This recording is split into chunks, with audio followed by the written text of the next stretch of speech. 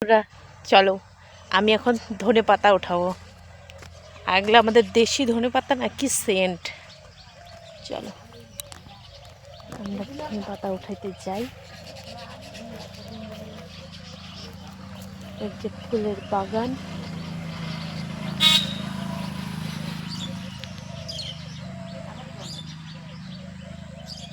এই যে ধনেপাতা এখান থেকে উঠাবো। যেগুলো বড় হয়েছে ওগুলো উঠাবো।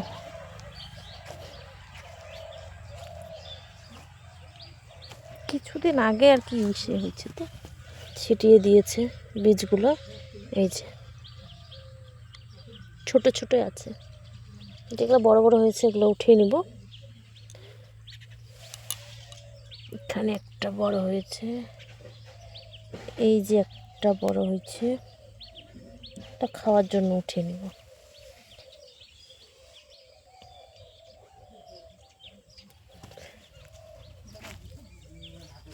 এই যে দুটো বড় হয়ে গেছে এগুলো। এই যে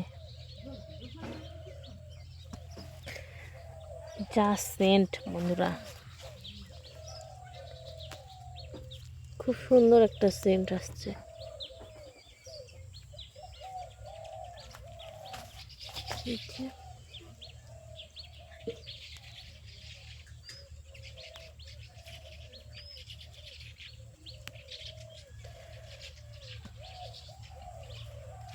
এই যে এগুলো লাফা, এখন সব বড় হবে, ছোট ছোট আছে এখন।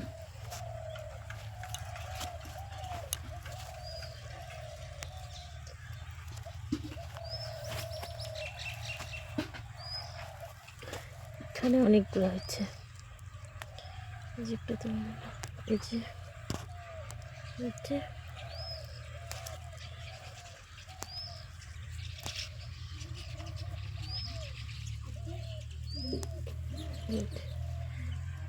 ব্যাস এগুলাই হয়ে যাবে।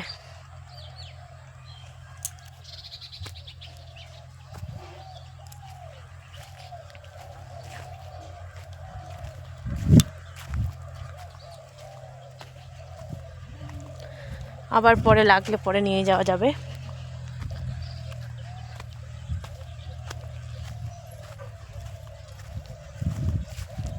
ধনিয়া পাতা চাটনি খেতে কার কার ভালো লাগে?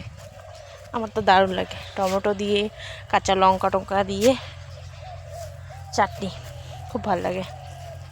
তো চলো এই যে কলটাকে এখন ধুয়ে নেব কল থেকে পাইপটা। তো চলো আমি এখন পাতাগুলোকে ধুয়ে নিচ্ছি। আর এই কলটা না আমাদের সবসময় 24 ঘন্টা জল পড়তেই থাকে, তার জন্য পাইপটা লাগিয়ে রাখছে। পাইপ দিয়ে জলটা চলে যায় ওদিকে। চলো আমার ধনিয়া পাতা ধোয়া হয়ে গেছে। এই যে একদম পরিষ্কার টাটকা টাটকা ধনিয়া পাতা। পাইপটাকে লাগিয়ে দিই, নাহলে জল পড়ে একদম জমিটা পুরো কাদা কাদা হয়ে যাবে। এই জমিতে মনে হয় টমেটো লাগাবে।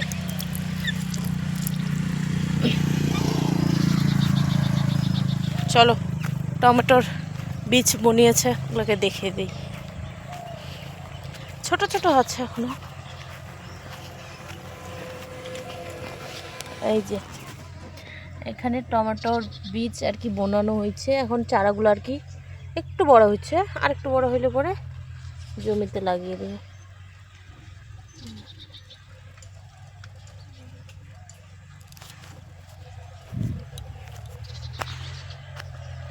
তো চলো টাটা। কার কার ভালো লাগলো অবশ্যই কমেন্টে জানাবেন।